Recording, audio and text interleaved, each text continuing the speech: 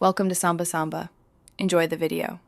In this video, I will explain how to play Genshin Impact on Windows 11. The only official way to enjoy this fantastic adventure is by downloading the dedicated PC client. You will need to visit the official Genshin Impact website to get the installer. Make sure your Windows 11 system meets the minimum hardware specifications. Also, prepare for a significant download, as the game requires about 150 gigabytes of free storage space for a smooth experience. It's a straightforward process.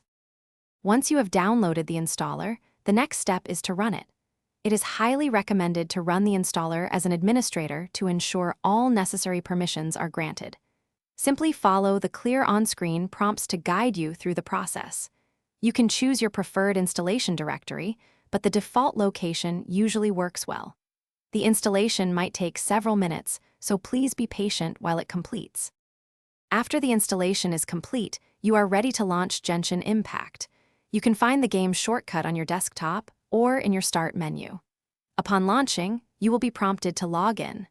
Use your existing HoYoverse account, or if you are new, easily create one directly through the client. The game will then download any additional content or updates, which is a normal part of the initial setup. To ensure the best possible experience, consider optimizing your game settings. Adjust the in-game graphics options to suit your computer's capabilities for smoother frame rates. Always keep your graphics drivers updated to their latest versions.